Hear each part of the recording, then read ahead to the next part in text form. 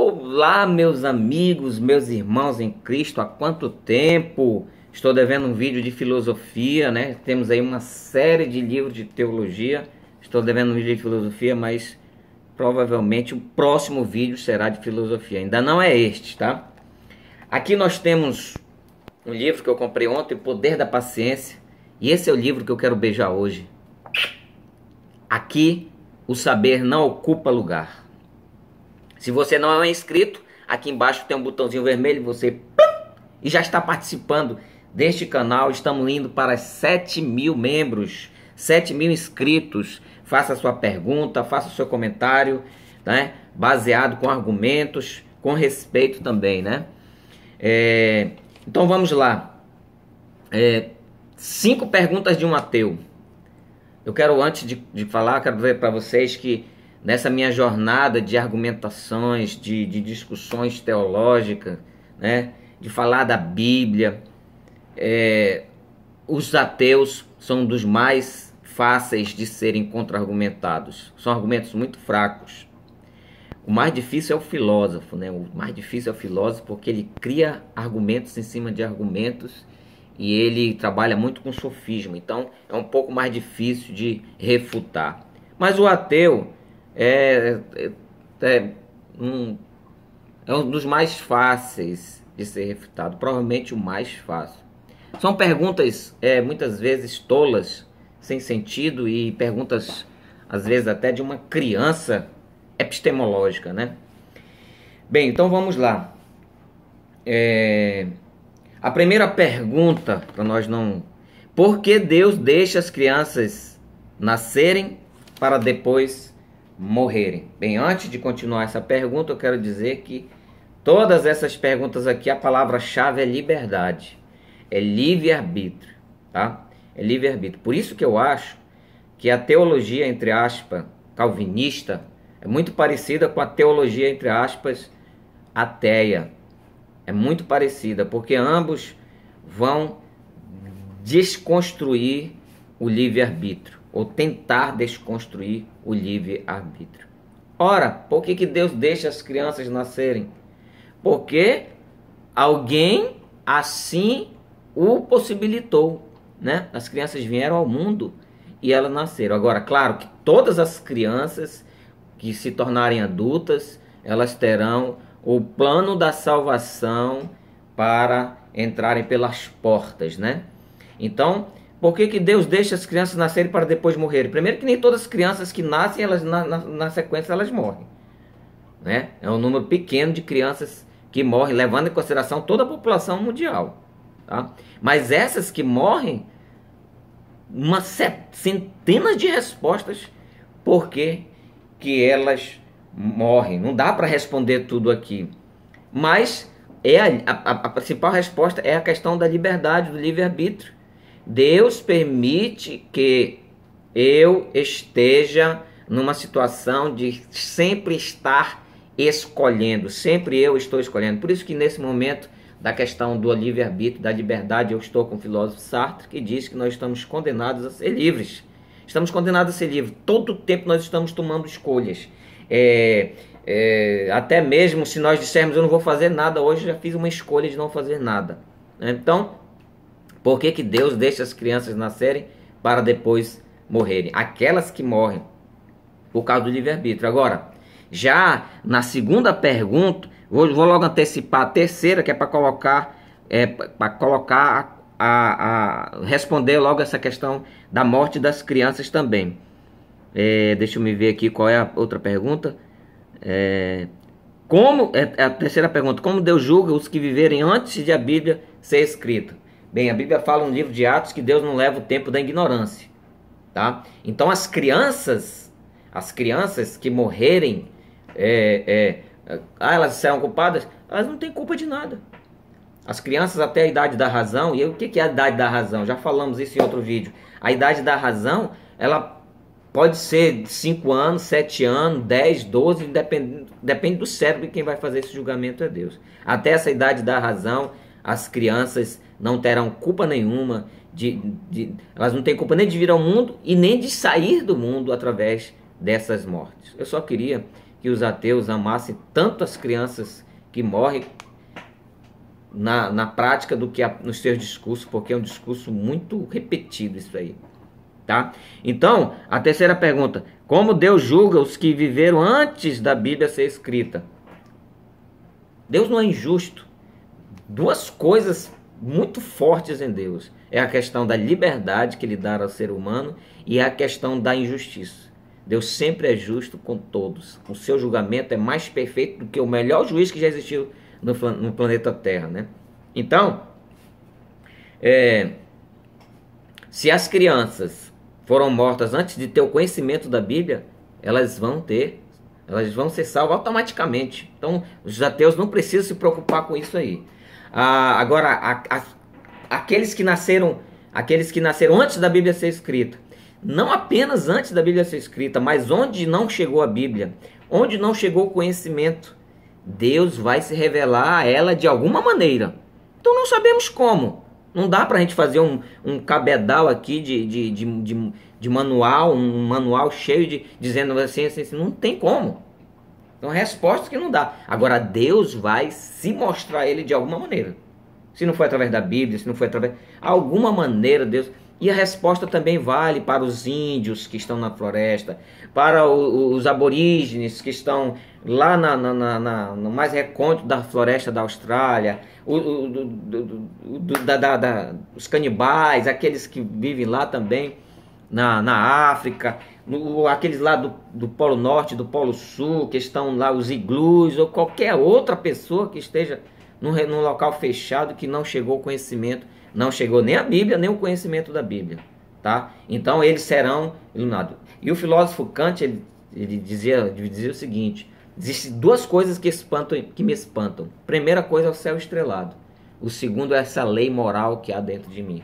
Todo ser humano, por mais que ele esteja distante, por mais que ele more só, por mais que ele esteja numa região inóspita, ele tem uma lei moral dentro dele que o vai reger. Então não se preocupe também com essas pessoas que não chegaram ao conhecimento da Bíblia, porque Deus vai se revelar a elas, mas mais uma vez ela vai ter a oportunidade de escolher se querem ou não. A liberdade, tá? A segunda pergunta, né, se tudo faz parte do plano de Deus, que diferença faz orar ou não? Muito calvinista, né? Muito calvinista. Muito calvinista mesmo. A questão da predestinação absoluta. Ora, nós sabemos, nós que somos arminianos, nós sabemos que Deus ele tem alguns planos seus. Eu sempre digo que assim, aí eu me torno calvinista na questão dos eventos. Então o evento da cruz de Cristo tinha que acontecer, o evento do arrebatamento vai acontecer, independente de orar ou não orar. Agora, tem coisas que eu preciso orar. Eu não posso orar, Senhor, coloca o arrebatamento para mais lá para frente.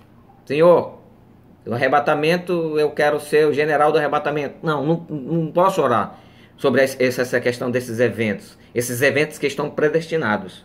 Agora, eu posso orar por uma pessoa, eu posso orar para me ter uma vida mais de paz, embora eu também tenha que fazer a minha parte, né?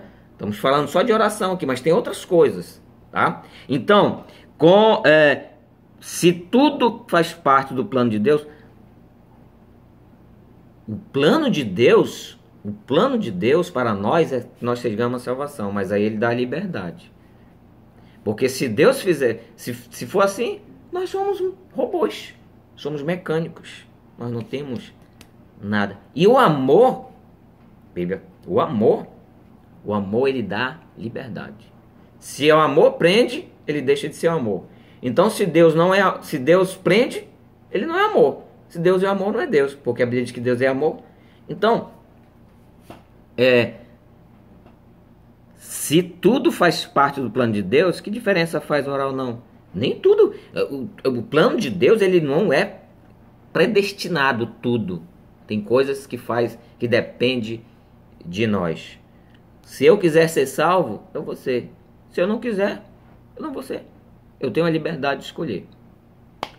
Quarta pergunta: por que Deus criaria gente que não acreditaria nele e depois os puniria por ser aquilo que ele os fez? Primeiro, Deus não os fez, um erro muito grande, a pergunta está cheia de erro, que Deus não fez alguém desacreditando nele.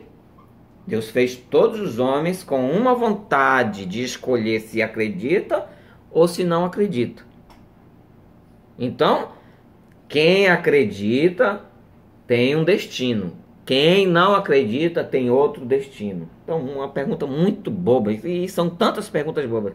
E olha que essas perguntas aqui eu selecionei as mais profundas, tá? As mais profundas. 5.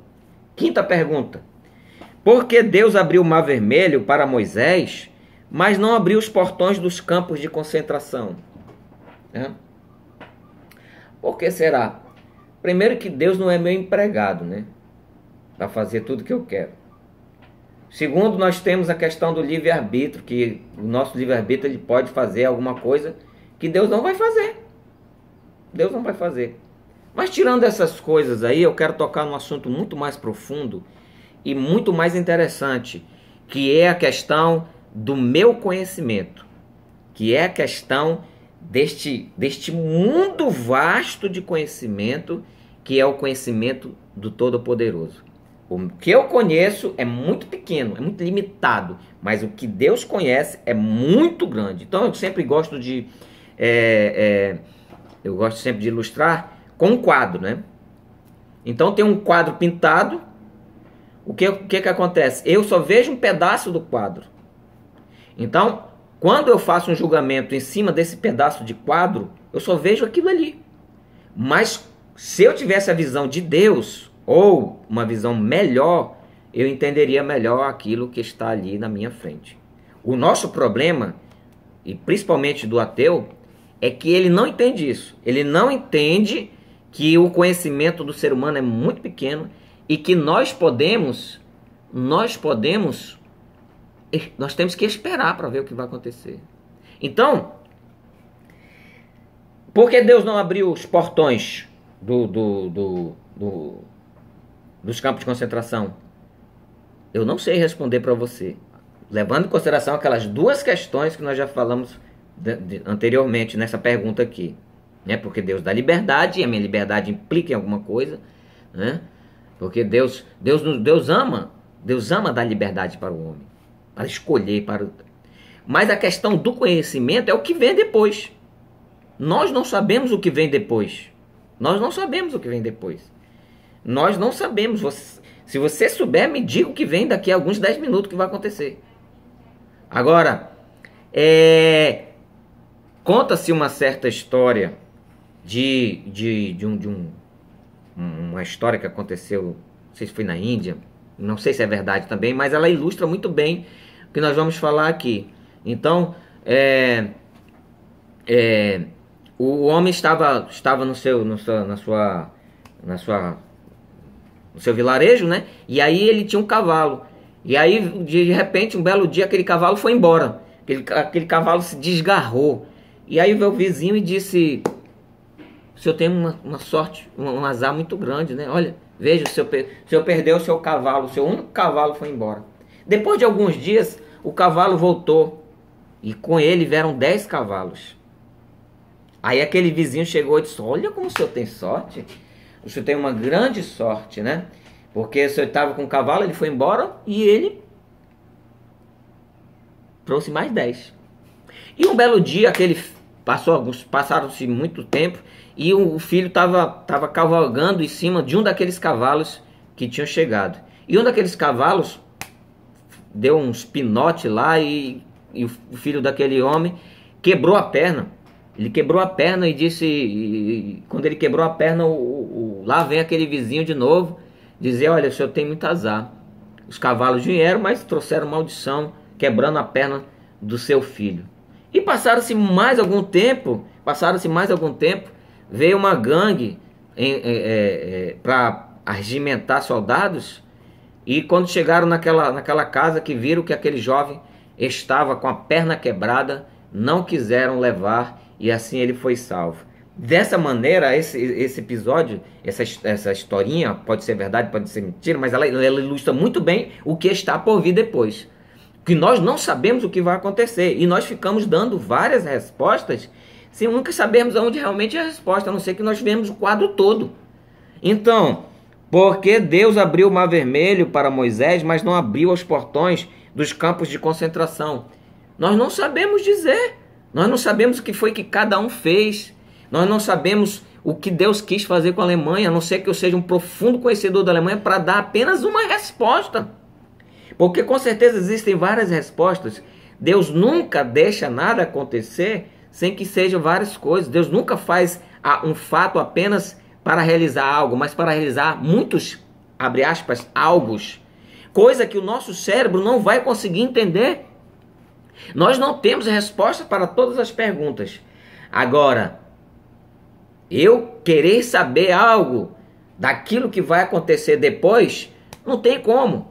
Você pode ser o maior sábio do mundo, você pode ser o que for. Agora, que Deus é um Deus bondoso, Ele é. E é um Deus justo, Ele é. E é um Deus que ama a liberdade, sim. Deus ama tanto a liberdade que tem nos evangelhos tem uma passagem que diz, olha, aqueles discípulos não querem mais te seguir. E o que Jesus fez? Prendeu? Prendeu eles? Escorraçou? Não. Deixa eles irem. Deixa eles escolherem. Né? Deixa eles escolherem. Então, Deus sempre dá liberdade, inclusive para os próprios ateus, falarem mal de Deus, sem matá-los, né?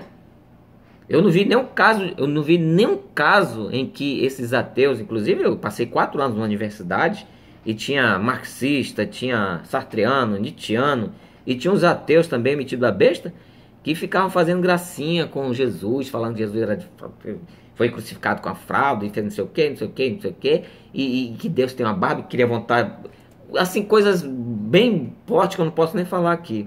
Mas Deus nunca matou nenhum deles por causa disso, porque Deus é liberdade. Deus dá liberdade para todos nós escolhermos entre querer e não querer. Muitas perguntas dos ateus, ele vai de encontro à liberdade, porque Deus dá a liberdade. Deus dá a liberdade da gente escolher. Então, muitas perguntas dos ateus poderiam ser respondidas com o que eu faço da minha liberdade? O que eu estou querendo da minha liberdade? Que Deus abençoe a todos e até o próximo vídeo. Tchau.